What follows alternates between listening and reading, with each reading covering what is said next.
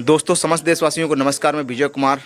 नमो बुद्धाय, जय भीम। समस्त देशवासियों को हम इस समय हम डॉक्टर बी.आर. अम्बेडकर मूर्ति के पास में हैं और ग्राम लगड़था, झिंझक, कानपुर देहात में हैं और जानकारी बताने वाला हूं बहुत बड़ी आपको इनके बारे में। आप फ़ोटो देख करके समझ ही चुके होंगे किसकी बात कर रहे हैं। Doctor B R. अम्बेडकर यानी कि हमारे देश के संविधान निर्माता डॉक्टर भीमराव अम्बेडकर की बात कर रहा हूं। सौभाग्य है इस गांव के लोगों का जो इस अच्छी सी मूर्ति का यहां पर अनावरण किया, यहां पर इस मूर्ति का स्थापना किया, क्योंकि इसमें बनने वाला था गौशाला, लेकिन नाम था डॉक्टर बी.आर. अम्बेडकर के पार्क के नाम से ज़मीन थी। यहाँ पर इन लोगों ने बहुत सहयोग किया। सभी गांव के एकत्रित लोग हुए, एकत्रित होकर के उन लोगों ने गांव में इतनी अच्छी सी मूर्ति का स्थापना किया जो हमारे ग्राम लगड़था के लोग हैं। और सबसे पहले बात करेंगे इस समय ये हैं, इनसे नाम पूछते हैं। सर, क्या नाम है आपका? हमारा नाम है मेवालाल बौद्ध। मेवालाल बौद्ध। कहाँ के रहने वाले हैं आप? उस्मानपुर जमरेही, कानपुर देहात। उस्मानपुर जमरेही, कानपुर देहात। हाँ, तो आप जैसे यहाँ पर आए हैं, बाबा साहब की साफ़ सफाई कर रहे हैं, इसके पीछे क्या राज है? बाबा साहब का इसलिए हम साफ सफाई कर रहे हैं कि बाबा साहब हमारे ऐसे मसीहा थे। हाँ। कि बाबा साहब ने जो इनके साथ बड़ा ही अनदेखी की गई।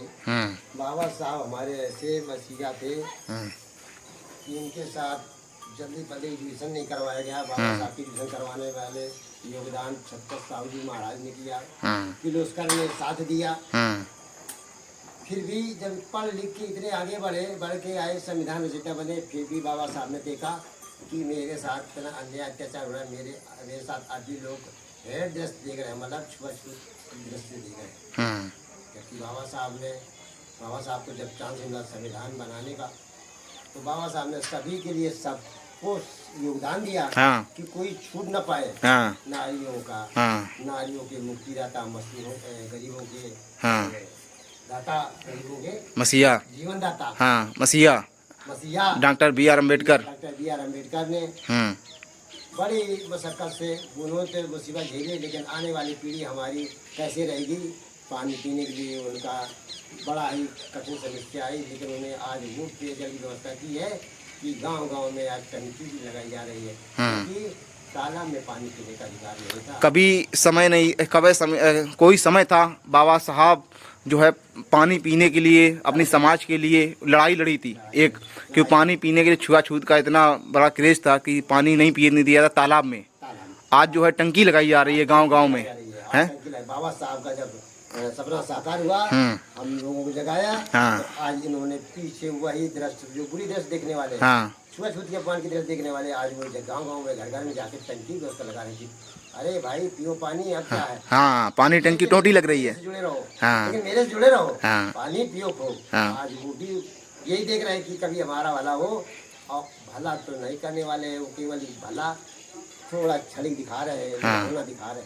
अच्छा सर, एक बताइए बात, जैसे कि इन्होंने, बाबा साहब ने हिंदू धर्म में तो जन्म लिया था, है ना, इसके बारे में थोड़ा सा जानकारी बताइए। लेकिन हिंदू धर्म में मृत्यु नहीं हुई, इन्होंने हिंदू धर्म छोड़ा क्यों? क्या इसके वजह से कुछ कारण पता है आपको? अच्छा, तो बताइए जानकारी, हिंदू धर्म क्यों छोड़ा इन्होंने? हिंदू धर्म का छोड़ने का इनका एक ही कारण था कि जितने भी संसार में देवी देवता है, जिनको कभी देखा नहीं गया, अच्छा, उनकी तो पूजा हो रही है।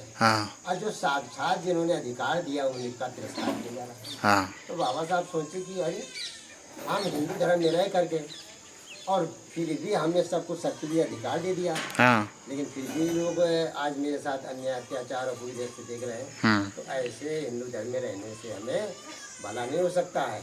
तो उन्होंने नागपुर में जा करके 5 लोगों को इकट्ठा करके और धर्म दीक्षा दी कि कभी भी तुम्हारे ये अंधकार वाले जितने देवता हैं, अंधविश्वास वाले देवता हैं, ये कभी तुम्हारे भगवान नहीं हो सकते हैं और न कभी हुए हैं। जो साकार है, साक्षात है, कौन है? बाबा साहब हैं, भगवान बुद्ध है, ज्योतिबा फूले हैं, नारायण गुरु है। सुनते हैं बाबा साहब को काफ़ी पैसा मिला था बाबा बुद्ध धर्म को ग्रहण करने के लिए, कुछ लोग बोलते हैं। बाबा साहब का योगदान के लिए, अरे वर्तमान में हमने देखा कि जब बहन जी की सरकार बनी, तो उस समय क्या हो रहा था कि कुशीनगर का जब निकल गया, तो ओबामा राष्ट्रपति, बराक ओबामा, राष्ट्रपति ओबामा, उन्होंने 2 करोड़ रुपए बहन जी को भेज दिए थे कि अरे आगे बढ़ो, हमारा एक दलित बेटी जो है यूपी में जहाँ भगवान बुद्ध की धरती है वहाँ का जितना मतलब आगे जो है फल फूल रही है और भगवान बुद्ध को बाबा साहब पर। अच्छा, जैसे हम एक पूछ रहे थे बात आपसे कि सर पूछते हैं कि बाबा साहब को कई धर्मों से ऑफर मिला था कि आप हमारे धर्म का प्रचार करिएगा, हम पैसा आपको देंगे। जी जी जी। हाँ। तो बाबा साहब ने देखा, उन्हें खान पान की व्यवस्था देखी कि किस तरह से तुम्हारे घर में खान पान हो रहा है। लेकिन वो बोले कि भाई तुम्हारे में कहीं नशा चल रहा है, तो कहीं ड्रिंकिंग चल रही है, तो कहीं मांस मछला के चल रहा है। तो उन्होंने देखा कि ये धर्म हमारे मन का नहीं है। फिर एक उनके जो वो निर्देशक थे, उनके गुरु थे बदन चंद मणिमा थे। अच्छा। अभी ब्राह्मण समाज से। हाँ। उन्होंने कहा ये अम्बेडकर जी क्यों आप परेशान हैं, हमें आपको एक ऐसा धर्म बता रहे हैं जहाँ आपको हमेशा हमेशा बढ़िया फल फूलेगा, उसमें कोई बुरा भाव नहीं है। तो वो कौन है? कहने वो है बौद्ध धर्म।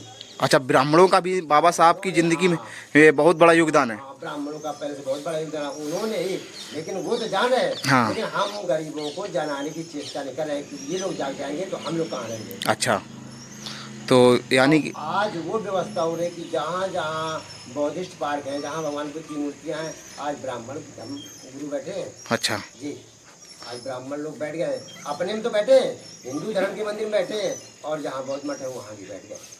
तो बाबा साहब ने बाकी कई धर्मों में सुनते हैं कि बाबा साहब ने सभी धर्म ट्राई किए थे, सभी धर्मों सब धर्मों में जाकर के देखा, लेकिन उनको सुख शांति और इतनी आलोचना वो नहीं मिला। लेकिन यहाँ पर जो है बाबा साहब को लिखा कि निस्वार्थ और मोक्ष। यहाँ हमारा ना वो ब्लैकमेल है, ना कोई दोषारोपण है, ना नशा है। तो बाबा साहब ने देखा कि हमें ऐसा मिशन चाहिए जहाँ हम सब तरह से भरे फूले और हमारे बीच में कोई ना दुराचार ना बुराचार हो, ना कोई कांटा लगे। इसलिए उन्होंने बौद्ध धर्म, तब बाबा साहब ने बौद्ध धर्म ग्रहण किया। तब इसलिए बाबा साहब ने जो है अंतिम अपने जो प्राण जो है निछावर किए वो बाबा साहब ने बुद्ध धर्म में जी, बौद्ध धर्म में लिए। तो बाबा साहब ने कुछ बोला भी है बुद्ध धर्म के बारे में, कुछ जानकारी और कुछ श्लोक भी बोला है। बाबा साहब ने कहा था हाँ। कि अरे भाई तुम्हें जो मतलब अछूतपन या अछूत नाम से पुकारा जा रहा है, और अगर आपको ये धर्म और जात धर्म बदलनी है तो आगे बौद्ध लिखो, बौद्ध दिखो।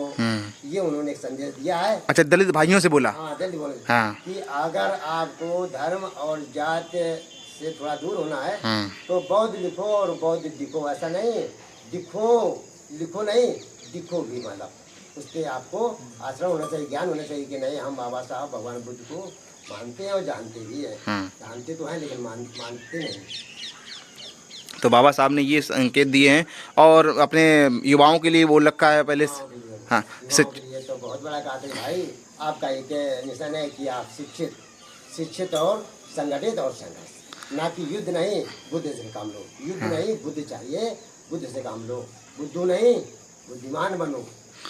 आज भी हम देख रहे हैं कि जो है अभी दलित भाइयों और वैसे जो है जो शिक्षा से वंचित हैं, लोग नहीं पढ़ पा रहे हैं, उनके पास बहुत समस्याएं हैं, घर दरबार नहीं है, पूरी संपत्ति नहीं है, तो वो आज भी वंचित हैं पढ़ाई से, है ना? आज भी वंचित हैं। तो आज उनका कारण है कि देखो, एक तो आर्थिक कमजोरी, हाँ, धन की कमजोरी, हाँ, जमीन की कमजोरी, सारा निकट भविष्य कुछ अल्प समय के लिए पहली सरकार आई कि उन्होंने जो भी जंगली भूमि पड़ी थी सभी को आवंटन करके सबको 10-5 विश्वा और 1-2 एकड़ करके बंटवाई, और जगह जगह पर उन्होंने ट्यूबवेल लगवाए कि नहीं सिंचित हो, अरे फूले मेरा गरीब समाज। लेकिन आज जो है आज उनको लोग अच्छी दृष्टि न दे करके आज की सरकार गिराई जा रही है, उनके साथ भी मतलब बुरी दृष्टि देखा छल कपट हुआ। तो जैसे कि आपको बता दें, हम आपको उदाहरण देना चाहेंगे, बाबा साहब की मूर्ति जो दिखी है ग्राम लगड़ता में, और इसके पीछे जो है कुछ घर बने हुए हैं। देखिए किस तरीके से आज भी जो है दलितों के घर, किस तरीके से जो ऐसे घर बने हुए हैं, ये पहचान है कि घर दरबार कोई भी सही नहीं दिख रहे हैं। टूटी छप्पर झोपड़ी, देखो इधर पीछे भी बने हैं घर, झोपड़ी छप्पर रखे हुए हैं, क्योंकि अच्छे घर ना हुए ना झोपड़ी हैं। क्योंकि आप देखेंगे बड़ी बड़ी समाजों में वोट अच्छे हों, लोग खड़ारा जैसे अच्छे सुंदर बने जहाँ कोई रह नहीं रहा है। हाँ, और गांव में केवल वो जमीन घेरे हैं, बड़े बड़े अच्छे अच्छे महल बने, लेकिन रहने वाला वहाँ कोई नहीं है। आज भी यही है कि कुछ लोग जो है नौकरी लग जाती है तो बड़े ऊंचे पोस्ट पहुंच जाते हैं, तो अब बाबा साहब को भूल जाते हैं। अपनी समाज के भी लोग जो हैं तो 1-2-4% हो जाते हैं, तो उन्हीं की ताना दे करके बोलते हैं लोग जो है कि आपकी समाज में बहुत ऊंचे लोग हैं। लेकिन हकीकत तो हमारे गाँव में, ये ग्रामीणों में दिखती है, किस तरीके से लोग जो है लोगों के घर गृहस्थी और रोटियाँ कैसी पड़ी हुई हैं वो दिखाई पड़ती हैं।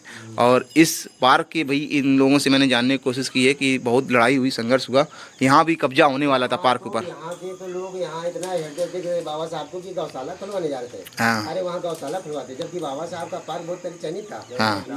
यहाँ पे एक एसडीएम साहब आए हाँ। करने, हाँ। कहाँ देखे कहाँ गौशाला है। हाँ। जब गौशाला की निरीक्षण हुआ तो बोले कि हाँ बढ़िया है गौशाला। एसडीएम ने बोला कि हाँ अच्छा गौशाला है। अब बचाओ, एसडीएम ने बोल दिया था गौशाला। यहाँ गौशाला तो अच्छा है। हाँ। मुझे मालूम नहीं था कि यहाँ बाबा साहब का पार्क पहले से चयनित है। लेकिन जब समिति आई तो समिति के अध्यक्ष थे राम किशन, और उन्होंने कहा कि अरे भाई ये अम्बेडकर साहब के नाम से चयनित है। तो इसके पीछे फिर एक इंस्पेक्टर, मंगलपुर थाने के इंस्पेक्टर, उन्होंने बोला कि यार ये यहाँ गौशाला के लिए देखा जा रहा है, क्या बात है। तो उनसे जो समिति के लोग थे बोले कि नहीं भाई यहाँ बाबा साहब के नाम से चले थे। बोले कि भाई मूर्ति, यहाँ मूर्ति तो रखना चाहिए। तो फिर गांव में एक मूर्ति थी, वो मूर्ति रखी गई, तब ये पार्क बच पाया। अच्छा, गौशाला खुलने जाता है, बताइए। सरकार इतना अन्याय अत्याचार, देखो उसी के बल पर आगे फल फूल रहे। हाँ, मतलब ये जो है यहाँ पर गौशाला खुलने वाला था और ये बड़ी मुश्किल से बचा पाए हैं इस गौशाले को, यानी कि जो नई मूर्ति का अनावरण यहाँ किया गया है वो यहाँ पर पहले अंबेडकर पार्क के नाम से ही जन्मभूमि यानी कि जो पार्क है वो बना हुआ था, लेकिन यहाँ पर गौशाला खोलने की प्लानिंग चल रही थी। तो यहाँ पर सभी के गांव के लोगों ने एकत्रित होकर के पैसा चंदा इकट्ठा किया और इकट्ठा करके बाबा साहब की मूर्ति लगवाया, और उसमें जो मूर्ति पार्क में जो है मूर्ति नहीं थी वो मूर्ति रखने का काम किया। छोटी मूर्ति रखी थी, फिर बड़ा मूर्ति रखा गया, और काफ़ी दिन से हो रहा था कि मूर्ति बनवा दी जाएगी, लेकिन ऐसा सिस्टम हो गया तो रातों रात मूर्ति को अच्छी तरीके से सेट करना पड़ा। सभी लोगों ने धन्य है उन ग्रामवासियों। मूर्ति का अनावरण होगा तो मूर्ति में सबसे बड़ा योगदान हमारे यहाँ गांव के एक क्या कहते हैं इसमें, वो रिजर्वेशन में है, क्या नाम है, जयकरण सिंह बहुत है, और दूसरे कमलेश बाबू है जो यहाँ मतलब अच्छा उन्होंने योगदान निभाया। अच्छा। बोले कि भाई जितना आप लगाओ। बाद उन्होंने काफ़ी सहयोग दिया, तो यहाँ पार्क बन के तैयार हुआ। लेकिन फिर भी यहाँ इंटरलॉकिंग बाकी है। अगर इस पार्क में पढ़ाई हो जाए, इंटरलॉकिंग हो जाए, तो यहाँ की जो ग्राम समाज के जो प्रधान है तो उनको आदेश किया जाए कि इस पार्क में जो पूरी बाकी व्यवस्था रह गई है उसको पूरा किया जाए। तो जैसे कि आपको मैंने सुनाया मेवालाल बौद्ध जी के माध्यम से, और जिन्होंने जानकारी इस जगह के बारे में, बाबा साहब की जीवनी के बारे में कुछ जानकारी बताई, और साथी भी हैं यहाँ पर, सभी लोग हैं साथ में खड़े हुए हैं। और जैसे इंटरलॉकिंग की बात की तो बाबा साहब का ये देखिएगा ग्राउंड है, ऐसा पड़ा हुआ है, लेकिन अभी इंटरलॉकिंग वगैरह नहीं हुई है। काफ़ी तालाब यहाँ पानी यानी भर जाता है, और ये जो है यहाँ पर बाबा साहब की मूर्ति का अनावरण किया गया है। तो हम थोड़ा इन लोगों से भी नाम पूछते हैं। क्या नाम है आपका? इंद्रजीत। आपका नाम क्या है? रोहित। आपका नाम क्या है? शिव गौतम। आपका नाम क्या है? तो मोहित गौतम जी, यानी कि सभी जो है भाई लोग खड़े हुए हैं। ये बाबा साहब की देख रेख करने के लिए, यहाँ पर आसपास के घर हैं इनके, बाबा साहब की देख रेख करते हैं, और सभी युवा हैं और सब ध्यान रखते हैं। अभी हमें सौभाग्य प्राप्त हुआ बाबा साहब के बारे में इन लोगों से कुछ बातचीत करने का मौका मिला, तो हमने बातचीत की और साफ़ सफाई बाबा साहब की। बाबा साहब ने हमारे देश को इतना अच्छा सुंदर संविधान दिया, जो हमारे बाबा साहब ने जो संविधान इतना अच्छा निर्माण किया, जो कई देशों से मिल कर के उठाया गया सुंदर संविधान। आज जितने भी रोड ट्रैफिक नियम बने हुए हैं, यानी कि नौकरी मिलती है, आरक्षण मिलते हैं, सारे नियम बने हुए हैं। नेता बनते हैं, प्राइम मिनिस्टर बनता है, मास्टर बनता है, टीचर बनता है, चपरासी बनता है, जो भी बनता है आज बाबा साहब के संविधान में सब लिखा है, और नियम कायदे सब लिखे हुए हैं। उसी संविधान की वजह से ही सबको नौकरी मिलती है, और उन्हीं के पद चिन्हों पर काम होते हैं। क्योंकि हर अनुसूची जितनी भी चढ़ी हुई है संविधान में, उनमें हर एक अनुसूची में लिखा हुआ है संविधान के बारे में, नौकरी के बारे में, घूमने के बारे में, घर रहने के बारे में, मर्यादा के बारे में, हर एक सुविधाएं संविधान में लिखा हुआ है।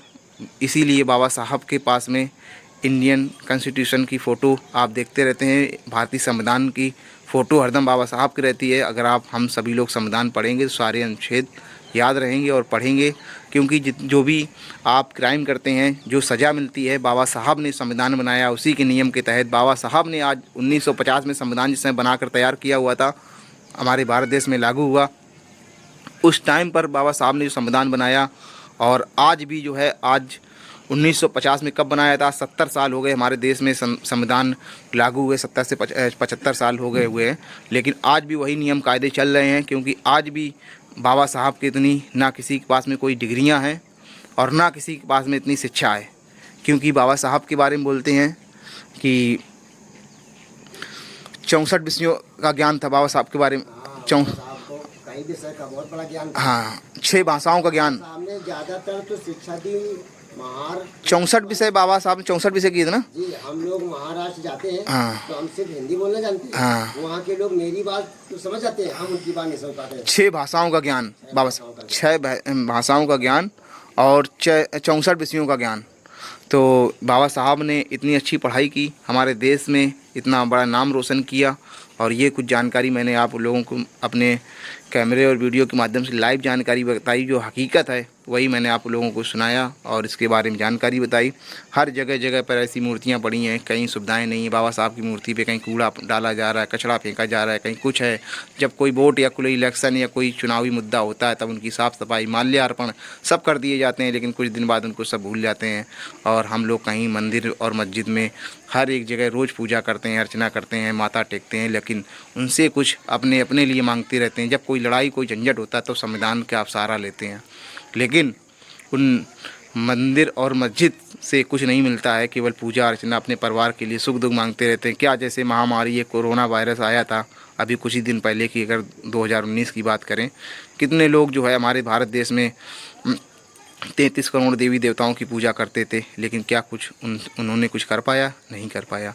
लेकिन बाबा साहब ने इसीलिए बोला था, शिक्षित बनो, संगठित बनो, संघर्ष करो। वैज्ञानिक बौद्ध धर्म इसलिए ग्रहण किया था क्योंकि बौद्ध धर्म में कभी भी पूजा का महत्व नहीं दिया गया है। उन्होंने वैज्ञानिक दृष्टि देगा, क्योंकि उस समय आप देख रहे थे विज्ञान का ही सहारा लिया जा रहा था, WHO का सहारा लिया जा रहा था, क्योंकि पढ़े लिखे डॉक्टरों का सहारा लिया जाता, जो बताते थे वही होता था, क्योंकि वो शिक्षा थी उनके पास में। तब उन चीज़ों का पालन कर रहे थे वो लोग। तब कोरोना ऐसी महामारी का सामना करना पड़ा। हमारे भारत के माननीय प्रधानमंत्री जी ने उनकी गाइडलाइंस का पूरा सहारा लिया, WHO के नियम निर्देशों को माना, तब उस समय महामारी से फ़ायदा मिल पाया। क्योंकि अगर हमारे यहाँ पर देवी देवता इतने शक्तिशाली होते तो उस समय ऐसी कोरोना ऐसी महामारी नहीं, उसी तुरंत भाग जाती। तो आप लोगों ने देख ही लिया था, उससे बहुत कुछ सीखने को मिला था। बहुत लोगों ने अपने अपने बेटे और अपने माँ बाप भाई बहन खोए हुए थे, उनको सब कुछ पता है। पूजा अर्चना से कुछ नहीं होता है। आप शिक्षित संगठित संघर्ष करिएगा, आपके जीवन में वही सब कुछ लाभकारी होगा। ये मैंने इन लोगों से जानकारी पूछा और बताया, और मुझे भी कुछ छोटी छोटी जानकारियाँ थी, मुझे पता, मैंने भी इनके बारे में बहुत सारी चीज़ें पढ़ी हैं, तो वो मैंने बता रखी हैं आप लोगों को। कुछ त्रुटियाँ भी हो सकती हैं तो आप लोग पढ़ सकते हैं इनके बारे में हिस्ट्री। ये मैंने ग्राम लगरथा झिंझक कानपुर देहात ब्लॉक से मैंने जानकारी बताई। और धन्य है इन ग्राम वासियों को, सभी को, जिन्होंने इतना अच्छा सहयोग समर्थन किया और क्षेत्र में इतने अच्छा भव्य निर्माण की मूर्ति और स्थान अपना बनाया। बाबा साहब की मूर्ति इतनी सुंदर सी ला करके बाहर से स्थापित की और साफ़ सफाई रखते हैं। समस्त देशवासियों को पुनः नमस्कार, नमो बुद्धाय, जय भीम। सभी बौद्ध हाँ उपासकों को हाँ, देवालाल बौद्ध की तरफ से जय भीम, नमो बुद्धाय। तो ये रहा सभी लोगों, नमो बुद्धाय, जय भीम। इस समय बाबा की साफ़ सफाई कर रहे हैं, क्योंकि बहुत ज़्यादा यहाँ पर मकड़ी कूड़ा लग चुका था। काफ़ी लोगों ने ध्यान नहीं दिया, लेकिन सौभाग्य प्राप्त हुआ कि हम इनके दर्शन करने आए और इनकी साफ़ सफाई कर रहा हूँ। और ये हमारे देश के मसीहा डॉक्टर B.R. अम्बेडकर, जिन्हें पूरा देश बाबा साहब के नाम से जानता है। ये सबके बाबा हैं, क्योंकि बाबा नाम ऐसे नहीं पड़ा है, बाबा में साहब है, बाबा साहब हैं। तो बाबा तो घरों में होते हैं। हाँ। ये बाबा साहब दुनिया के बाबा हैं। हाँ, दलितों के, दलितों के, पूरे देश के। पिछड़ों के। हाँ, हाँ, तो ये जो है ये साहब है। साहब हैं। तो हम बात करेंगे कुछ जानने की। तो बाबू क्या नाम है आपका? हमारा नाम है मेवालाल बौद्ध। मेवालाल, कहाँ से हैं आप? हम उस्मानपुर जमरेही कानपुर देहात। अच्छा, तो थोड़ा सा बताएंगे बाबा साहब के बारे में कुछ जानकारी? हाँ, हाँ। बाबा साहब जो हमारे हाँ गरीबों को, पिछड़ों को, महिलाओं को हाँ इतना बड़ा योगदान दिया। महिला हमारी कहीं पिट रही थी, कहीं लुट रही थी, हाँ। उनकी रूह बचाने के लिए हाँ हमारे बाबा साहब ने बड़ा ही योगदान निभाया। हाँ लेकिन धन्य ऐसे मसीहा का जन्म, हाँ। बाबा साहब का कर्मा, और हमारी जितनी भी महिलाएं उस समय निकाय की बाबा साहब ने लेके किया, वो तो ऑलराउंडर, नीचे से ऊपर तक उड़ान में चले हुए पायलट है। और जमीन में भी अच्छी पोस्ट पे है, लेकिन बाबा साहब को नहीं पहचान करी। बाबा साहब ने मेरे लिए क्या किया। जबकि पिछले में चले जाओ मनु विधान में, तो बाबा साहब महिलाओं के साथ वो शुरुआत होती थी कि उनको कोई अगर गाड़ी चलाते देख ले तो अरे फलाने की लड़की तो गाड़ी चला रही, वो तो बिल्कुल मर्यादा का त्याग कर दिया। बाबा साहब ने उनके लिए फ्री व्यवस्था कर रखी, संविधान में नाम दिया। आज महिलाएं नीचे से ऊपर तक वहाँ पहुँच रही हैं कि पति उसके सामने ढक्कन हो गया है, महिला चल रही है। ऐसे तो नहीं बाबा साहब ने ये अधिकार दिलाए महिलाओं को। और जैसे ये बताया, महिलाओं को जो है इज्जत नहीं थी, किसी जो है पायलट नहीं थी और बहुत सारी सुविधाएं नहीं थी, जो है महिलाओं को अधिकार दिलाया। बाबा साहब ने हरदम दलितों के लिए लड़ाई की और पिछड़ों के लिए लड़ाई की, अधिकारों की, क्योंकि आज भी वंचित शोषित बहुत ज़्यादा हैं लोग। और इन्होंने जो भारत देश के लिए पूरा किया है, एक समाज और एक जात के लिए नहीं किया, विशेष हमारे भारत देश के लिए इन्होंने बहुत बड़ा मुकाम हासिल किया है। और हमारे आज भी जो है, आज चुनाव जितनी राजनीतिक पार्टियां हैं, आज बाबा साहब की फ़ोटो ले करके चुनाव पे मैदान पे लड़ती हैं, और लड़ती हैं क्योंकि इनका वोट पाने के लिए, दलित को वोट लेने के लिए, समाज अन्य समाजों का वोट लेने के लिए, दलित पिछड़ों का जोड़ने के लिए बाबा साहब का सहारा वोट ले करके हर जगह। क्योंकि आज से 10 से 20 साल पहले जितनी राजनीतिक बड़ी बड़ी पार्टियां हैं, ये कभी इन पार्टियों के पास में बाबा साहब की मूर्ति नहीं हुआ करती थी, फ़ोटो नहीं हुआ करते थे, कैलेंडर नहीं हुआ करते थे। लेकिन आज कोई भी चुनाव और पार्टी होती है तो बाबा साहब की मूर्ति, कैलेंडर ले करके इनका सहारा लेते हैं, क्योंकि दलितों और शोषितों का वोट लेने के लिए ये हैं। और इस तरीके से हम बाबा साहब के दर्शन करने आए यहाँ पर, और साफ़ सफाई यहाँ की कर रहे हैं। थोड़ा सा साफ़ सफाई हो जाती है क्योंकि काफ़ी ज़्यादा मकड़ी कूड़ा लगा हुआ था। तो बाबू और थोड़ी सी जानकारी बताएंगे यहाँ के बारे में, बाबा साहब के बारे में, जीवनी के बारे में थोड़ा बताइए इनके बारे में। बाबा साहब जो पुरुषों के लिए, महिलाओं के लिए और क्या क्या नहीं किया। बाबा साहब ने मुंबई में जब धम्म दीक्षा दे रहे थे तो उन्होंने कहा था कि हमारे लोग यहाँ मुंबई तक नहीं आ पाएंगे मेरे परिवार में। तो उन्होंने गरीबों के लिए यही एक प्रस्ताव रखा था कि उनके लिए आने जाने की फ्री व्यवस्था की जाए। तो आज बाबा साहब के पढ़ने वाले मेला लग रहा है 6 दिसंबर को, तो ट्रेन से लोग फ्री आते हैं, फ्री जाते हैं, और वहाँ उनके लिए सारी सुविधाएं, इलाज, चश्मा, खाने पीने की व्यवस्था पूरी मुहैया कराई जाती है। ये है पुरुषों के लिए होता है। अच्छा। तो बाबा साहब ने तो वैसे हर एक प्रत्येक नागरिक को अधिकार दिया है, एक नागरिक को। क्योंकि गरीब हर समाज में है, हर समाज में ज़्यादातर तो गरीब में। हमारे एक मित्र ब्राह्मण जो वो क्या कहते हैं, उनका क्या नाम था, तो वो कह रहे थे कि अरे गरीब, हम तो ब्राह्मण है, हम तो नीचे रह रहे। बाबा साहब ने जात नहीं मानी, वो तो गरीबों की एक जात मानी थी। गरीब दुनिया में है और गरीबों के लिए हम आए हैं, गरीबों के लिए यहाँ जो संविधान में व्यवस्था कर रहे हैं वो गरीबों के लिए। लेकिन गरीबों को वो नहीं मिल पाया जो मिलना चाहिए, और ऊपर जो लोग कर फूल रहे हैं वही लोग इंसान ले लेते। तो आज भी वही होता है, आज वही हो रहा है। तो बहुत जो आज देखते हैं कि आज बाबा साहब की मूर्तियां लेकर के लोग जो है पब्लिसिटी, रैली सब कुछ करते हैं। क्योंकि कुछ ही दिन पहले इन्होंने दलितों के लिए पानी के लिए अधिकार, पानी के लिए लड़ाई लड़ी थी। छुआछूत कितना था, आज अंगड़े पिछड़े की लड़ाई है, तो आज वोट इकट्ठा करने के लिए दलितों का सारा वोट कैलेंडर लेकर के, बाबा साहब की मूर्ति लेकर के, इसके ऊपर क्या बोलना चाहेंगे आप? जो लोग समाजवादी पार्टी जो इस समय बाबा साहब को ज़्यादा तरजीह दे रही है, लेकिन जिस तरह उनका प्रचार होता है तो बाबा साहब को केवल 14 घंटे याद करते हैं, बाद बाकी याद होता है। समाजवादी जो पार्टी है वो भी जो है 14 अप्रैल को याद करते हैं। तो पहले तो बाबा साहब को जो है समाजवादी पार्टी तो वैसे नहीं मानती थी, पर ऐसा क्या हो गया उनके साथ में जो है इतना? अब वो कुछ नहीं, पता नहीं उन्हें क्या हो गया कि जिन्होंने लोहिया ने कभी पूरे समाज के लिए किया, और बाबा साहब ने पिछड़ों के लिए, गरीबों के लिए किया, दलितों के लिए किया। तो जो बाबा साहब तरजीह देना चाहिए, तरजीह ना दे करके वो लोहिया वाहिनी किसको लेकर चल रहे हैं, ये उनकी भूल है। आज संविधान जो बच रहा है तो बाबा साहब की आड़ से बच रहा है। जितना गरीब समुदाय के जो बसपाई लोग थे वो सब संविधान की तरफ झुके, हमारा संविधान बचेगा तो सबकी इज्जत मर्यादा बचेगी, बचेगा तो हमारा आने वाला भविष्य उज्जवल होगा, ना कि आज भी हमारा दलित समाज जो है वो बाबा साहब की मूर्ति की से जुड़ा हुआ है। हाँ, जुड़ा हुआ है, मूर्ति से जुड़ा हुआ है। और जगह जगह पर यही है कि बाबा साहब का कर्म भाई आगे रहना चाहिए।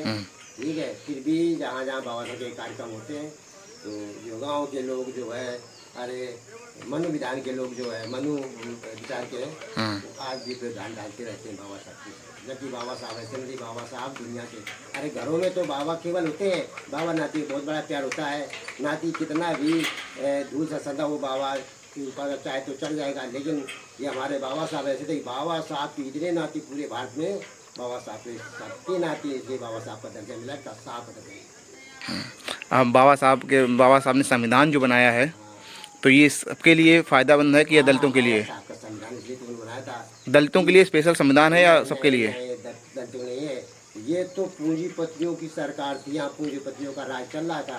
बाबा साहब ने संविधान दिया, आरक्षण की व्यवस्था की कि अगर हाई कास्ट का बनेगा तो कास्ट का भी बनेगा, ये आरक्षण की सुविधा मिलती थी। आज आरक्षण पे लोग ये अटैक कर रहे हैं कि नहीं ये आरक्षण मन नहीं, मन का नहीं है, क्योंकि लोग अब गरीबी नहीं है। अरे गरीबी जाके देखो, ऊपर जो व्यवस्था होती है गरीबों को आज वो भी नहीं मिल रहा, गरीब तो गरीब ही है। दोस्तों आज भी जो बता रहे हैं, जैसे कि इनसे मैंने मेवालाल संकवार जी से मैंने जानकारी पूछी है, आज भी वो बता रहे हैं हकीकत। आज भी आप मूर्ति जो देख रहे हैं ये दलित मोहल्ले में ही मूर्ति बनी हुई है। आज भी मूर्ति के पीछे अगर बात करते हैं, ये सभी दलित बस्ती है। आप देख सकते हैं इनकी हालात और इनकी झोपड़ी, घर, मकान, इस तरीके से मकान बने हुए। इधर देखिएगा तो ऐसे घर बने हुए हैं, क्योंकि आगे पीछे देखेंगे तो आज भी दलित समाज के लोग कभी ऊंचे घर मकान गांव में नहीं है, गलियां रोडों नहीं है, और आज भी वो ऐसे घरों का और गली मोहल्लों का सामना करना पड़ता है। और उनके बीच में लगी है बाबा साहब की मूर्ति, तो एक रोशनी का केंद्र है यहाँ की मूर्ति, और इतना अच्छा बना हुआ है। तो जैसे बाबू के माध्यम से हम जानकारी पूछते हैं, और थोड़ी सी जो मैंने अभी हकीकत दिखाई है मूर्ति के आसपास पूछ सकते हैं। और बाबू बताइए इसके बारे में जानकारी। ये इस समय जो समाजवादी पार्टी में हमारे नारायण दास अग्रवाल जी जीते हैं जालमगढ़ से, वो वास्तविक उनका मिशन जो है, जहाँ जहाँ अम्बेडकर मूर्ति लगी, जहाँ जहाँ बाबा साहब भगवान की मूर्ति लगी है, तो जब सभी जगह रोशनी का प्रबंध कर रहे हैं कि नहीं हम आगे तो नहीं दे सकते हैं, लेकिन हम बाबा साहब ने हमें दुनिया की रोशनी दी, तो हम कम से कम इतनी तो रोशनी कर सकते हैं कि गाँव में एक बार बाबा साहब की पाए रोशनी मिलती है। अच्छा, इसी को लेकर के उन्हें फुल बहुमत से वोट मिला और वो विजयी हुए। अच्छा, ये जो अभी ये चुनाव हुआ था सरकार में जिलाध्यक्ष रहे, ये उत्तर, ये अभी जो है प्रधानमंत्री, चुनाव जो हुआ, हाँ ये चुनाव हुआ था, लोकसभा को चुनाव हुआ था, उसका रिजल्ट जो सामने आया है। तो जैसे कि अभी देखो समाजवादी पार्टी को जो इतनी सीटें मिली हैं, ये जो बहन जी का वोट था वो कट गया कहीं, है ना, वो कर्मठ होकर के, और ये आज जो है गठबंधन में कन्वर्ट हो गया। गांव-गांव आज वो गांव-गांव जा करके, आज उनके बेटे जो राजू अग्रवाल है, गांव-गांव जा करके देखते हैं। जहाँ हमने इस साल उनके साथ चल के कहा, अरे बाबूजी ये तुम्हारा पार्क जो है यहाँ रोशनी लगी थी, लेकिन आज रोशनी नहीं है, केवल एक धूप रह गई, बिगड़ गई है। बोले कि जहाँ जहाँ पार्क हो, जितने भी पार्क हो, सबके लिए हम रोशनी जरूर व्यवस्था करेंगे, और आगे जो भी व्यवस्था आएगी, क्योंकि सरकार पैसा कम दे रही है, सरकार के पास निधि कम है, तो अपने जितनी निधि से हम व्यवस्था करें करते आगे रहेंगे। अच्छा, तो जैसे कि मैं आपको जानकारी दिखा पा रहा हूँ, बाबा साहब ने दलितों के लिए क्या बोला है, शिक्षा के लिए क्या बोला है? तो बाबा साहब ने दलितों को बोला कि भाई मेन चीज़ तो शिक्षा है, आगे शिक्षा से आप जो भी चलेंगे तो निश्चित आपका भविष्य उज्जवल होगा, लेकिन शिक्षा पे ना दे करके ध्यान हो। आजकल में बेकारी पे, मजदूरी पे, अल्प काम करते, थोड़ी देर के लिए थोड़ा सा मिलता है, उसी पे कर जाते हैं। शिक्षा पे लोग कम ध्यान दे रहे हैं, शिक्षा पे जब पुरजोर ध्यान देना चाहिए। तो बाबा साहब ने कोई नारा बोला है, शिक्षित रहो, शिक्षित बनो। सामने एक नारा दिया था कि भाई हम एक ही ज़्यादा नहीं, हमारा एक ही नारा है कि आप लोग शिक्षित बने और संगठित रहें, और फिर संघर्ष करेंगे, किसी विषय पे संघर्ष करेंगे, शिक्षा पे हो या नौकरी पे हो या अन्य पे हो, ना कि झगड़े पे नहीं। उन्होंने ऐसा नहीं बोला कि झगड़ा पे आप संघर्ष करें। तो बाबा साहब ने जैसे हमारे दलित भाइयों के लिए सभी लोगों को बोला है कि सबसे पहले शिक्षित होइएगा, फिर आप संगठित होइएगा, उसके बाद में संघर्ष करिएगा। जो इन घर मकानों से, झोपड़ियों से आप जूझ रहे हैं, पढ़ाइयों से, ये एक शिक्षा ही ऐसी है कि आप इन चीज़ों से निकाल सकती है। जो बाबा साहब ने उस समय LLB बलेस्टर की जो विदेशों से पढ़ाई की, वो शिक्षा ही है। इनको आज भारत में, देश में संविधान बनाने का मौका मिला शिक्षा की बदौलत ही। शिक्षा को लेकर के बहन कुमारी मायावती जी ने नोएडा में एक विश्वविद्यालय खुलवाया था अपनी सरकार में। वो खुलवाया था कि हमारे लोग विदेश में पढ़ने नहीं जाते हैं, क्योंकि बाबा साहब गए बड़े मुश्किल से गए कि छत्रपति साहू जी महाराज की व्यवस्था से गए, उन्होंने सहयोग दिया। लेकिन बहन जी ने वही कारवां आगे लागू किया कि एक विश्वविद्यालय नोएडा में खुलवाया और वहाँ 50-55 विद्यार्थियों को एडमिशन करवा करके वो विदेश गए थे, जिसमें 15 बच्चे पास होकर के आए थे। अच्छा। आज उनकी सरकार नहीं है, लेकिन जड़ मजबूत हो गई है। अब निकट भविष्य में पुनः समाजवादी की सरकार बने या बसपा की सरकार बने, तब वो डेवलप होगा, क्योंकि आज वो व्यवस्था जो है जनरल के हाथ में है। तो वहाँ एडमिशन साधारण गरीबों के लिए एडमिशन नहीं है, क्योंकि भारी मारा मारी पैसे की है। हाँ, तो आज अधिकतर पार्टियां जो है, राजनीतिक पार्टियां बाबा साहब का ही सहारा लेकर के वोट मांग रही हैं। बाबा साहब का लेकर चलिए, क्योंकि बाबा साहब थे ना। हाँ, बाबा घर के होते हैं तो केवल वो बाबा होते हैं। हाँ। जब इतना कार्य होता बाबा नाती का, तो बाबा साहब है, बोले अरे इनसे बड़े तो साहब है। हाँ। तो वैसे क्या है, मतलब दलित वोट इकट्ठा करने के लिए राजनीति की चलती है कि ये मतलब बस है? ये बाबा साहब का एडमिशन, बाबा साहब हमें एक दिन मौका मिला बोलने के लिए, तो हमने कहा भाई समाजवादी पार्टी के राष्ट्रीय माननीय अखिलेश यादव जो है वो पीडीए चला रहे हैं, तो पीडीए चला रहे हैं, तो पीडीए के तहत हमने कहा पीडीए की लड़ाई माननीय अखिलेश यादव ने जो पीडीए की एक संस्था चलाई है, अच्छी बात है। हमारा कहना ये है कि पीडीए की लड़ाई बहुत लंबे समय से चल रही है। माननीय लड़ाई सिंह यादव ने लड़ाई लड़ी, आगे चल के ज्योतिबा फूले ने लड़ी, आगे चल के छत्रपति साहू जी महाराज ने लड़ी। ये लड़ाई चलते चलते आज लड़ाई वही चल रही है, बाबा साहब भी लड़ी। तो हमारा कहना ये है कि पीडीए का मतलब है कि पिछड़ा, दलित, अल्पसंख्यक, ये तीनों समाजवादी कहना है कि तीनों मिलकर ये आगे बढ़ोतरी हो रही है समाजवादी पार्टी की। तो हमें एक दिन मौका मिला बोलने के लिए, तो हमने कहा कि भाई ठीक है, हम पीडीए की लड़ाई जो कर रहे हो, तो हमारे बाबा साहब पीडीए के अंतर्गत आते हैं। हमारे बाबा साहब पीडीए के अंतर्गत आते हैं। अगर बाबा साहब का सम्मान आप सब लोग देंगे खुले विचार से, तो हम आपके साथ में हैं। आगे सरकार निकट भविष्य में हम लोगों के हाथ में आएगी। और अगर केवल एक युवाओं ने पीडीए चला रहे, तो वो कमजोरी। अभी एक नेगेटिव भी चला था, संविधान खतरे में है, तो दलित लोग भाई जितने वोट पड़ गए थे इसमें कट गया था, तो इसका भारतीय जनता पार्टी का नुकसान भी हुआ था, देखने को मिला था। तो लोग जुड़े। संविधान खतरे में था। अगर पूर्तिया बहुमत मिलती, बीजेपी जान में चल जाती, तो हम लोग वास्तविक कमजोरी जाते हैं। वो जो दिन हमने सुने हैं वो साकार हो जाते। अच्छा। वो साकार होने वाले थे, हमें दिख रहा था कि बिल्कुल होने वाला है। क्योंकि जगह जगह पर, अरे जगह जगह पर जो खंडहर मंदिर जिनका कभी जुड़वा नहीं हो सकता, आज वो इतने चमकाए जा रहे हैं। क्या है मंदिर में कौन बैठता है? मंदिर से क्या मिलता है? अरे वही पैसा अगर गरीबों को दो तो गरीबों का भला होगा। तो इनके ये घर मकान जो टूटे फटे बने ये बन जाए, रोड मकान बन जाए। पुजारी बैठ रहा है, वो गोल में सरकार चला रहा है, गोल में बातें करता जाता है, पढ़ा करके अपना काम चला रहा है। तो जैसा इन्होंने बताया, बहुत सारी मन की बात बताई सभी लोगों को, जो है ये सच्चाई है एक। और जो सफाई कर रहे हैं, मैंने कुछ दौरान का देखा कि बातचीत मैंने करना चाहा, तो इनसे मैंने बातचीत की है। और इसके भी पीछे कारण है इनकी मूर्ति रखने की वजह से, क्योंकि यहाँ पर जो है एक पार्क बना हुआ है।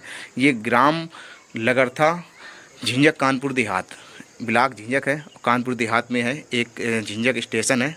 हमारे जो यहाँ के राष्ट्रपति जी थे रामनाथ कोविंद जी, तो झिंझक ब्लॉक ही था उनका, झिंझक ब्लॉक से आते थे। तो वो थोड़ी यहाँ से रनौक परौक जो गांव था, उसके पास में ही एक गांव है, ग्राम लगरथा, झिंझक, कानपुर देहात, वहीं का एक पार्क है। और ये मूर्ति अभी हाल ही में इसका अनावरण किया गया है। इसके पीछे भी बहुत एक कहानी थी। यहाँ पे खुलने वाला था एक गौशाला, पता चला है पार्क के अंदर। पार्क में चयनित था ये। हाँ, ये एक पार्क चयनित था बहुत पहले। ये मैं एक दिखा दूँ इसका थोड़ा सा एक आपको लुक। ये देखो टूटा फूटा आसपास पड़ा हुआ है चारों तरफ से, इस तरीके से ही कवरेज है, क्योंकि जंगल जैसा पड़ा हुआ है, ये सब टूटा पड़ा है आसपास। और ये टूट भी गई है इस समय, बाउंड्री ये बनवाई गई है, थोड़ा सा काम चालू हुआ है। और इधर एक ये बरासाला है, अम्बेडकर बरासाला है ना, अम्बेडकर बरासाला बना है, ताकि जो है गरीबों की शादी संबंधों के लिए आराम मिल सके। बहुत पुराना बना है, लेकिन इसकी मरम्मत ट्रीटमेंट नहीं हुआ है, उस कंडीशन में जर्जर पड़ा हुआ है। वीडियो के माध्यम से आप देख सकते हैं बाकी आप सभी चीज़ें। तो कंडीशन ये है। तो इन सभी यहाँ के ग्राम के लोगों ने, गांव के लोगों ने समित करके, इकट्ठा करके ये बाबा साहब की मूर्ति का अनावरण किया। छोटी मूर्ति थी पहले, यहाँ बड़ी मूर्ति का अनावरण किया गया, ताकि ये जगह जो है कवर ना हो जाए कहीं। और रामकृष्ण जो है, रामकृष्ण बहुत का आगे है, मतलब हर जगह हर मोड़ पे मतलब इनकी व्यवस्था देखते रहते हैं। रामकिशन बोध जी, हाँ, समिति के जो अध्यक्ष हैं वो देखते रहते हैं, यहाँ के सभी लोग ग्राम के संगठित हैं, तो बाबा साहब की ध्यान पूर्वक तरीके से साफ़ सफाई करते रहते हैं। कुछ हो जाता है तो हमको भी आज इनको साथ में मौका मिला है वीडियो बनाने का और साफ़ सफाई करने का, तो हमने भी बाबा साहब की तरफ ध्यान दिया, क्योंकि हमारे देश को इन्होंने इतने बड़ी ऊंचाई पर, जो हमारे सब देशों में सबसे अच्छा भारत देश है, और देशों में इतना अच्छा संविधान बाबा साहब ने हमारे देश को बनाकर तैयार किया है। तो इसका जो संविधान है हमारे भारत का, वो कई देशों से मिल करके हमारा संविधान लिया गया और गठित किया गया। सबसे अच्छे नियम है हमारे भारत में, और ये मैंने आप लोगों को वीडियो के माध्यम से दिखा पाया। ग्राम लगरथा, झिंझक, कानपुर देहात। पुनः मैं जानकारी बता रहा हूँ, ये पार्क था उसकी ये मूर्ति है। और हमारे गरीब भाइयों के आसपास देख सकते हैं, गरीब लोगों के घर इस तरीके से बने हुए हैं, झोपड़ी। इसी तरीके से हर एक गांव में जाएंगे, किसी भी गांव में जाएंगे, दलितों के मोहल्ले होकर, दलितों के गली मोहल्ले आप देखेंगे जा करके, हकीकत यही है कि उनके घर नहीं है, दरबार नहीं है सही तरीके से। और बाबा साहब का अगर कहीं दरबार है तो उनको अच्छी तरीके से समाज के डेकोरेशन रखते हैं। जैसे आप देख सकते हैं, अभी हाल ही में मूर्ति का अनावरण किया गया है। और ये मैंने आपको जानकारी बताई बाबा साहब के आगे की गुम्मत के यहाँ पास में आकर के, बाबा साहब की मूर्ति के पास में आकर के मैंने जानकारी बताई। बाबा साहब ने बोला, शिक्षित रहो, शिक्षित बनो, संगठित रहो, संघर्ष करो, ये बाबा साहब ने बोला है। तो हम इनके पद चिन्हों पर काम करेंगे। और जय भीम, जय भारत, जय संविधान।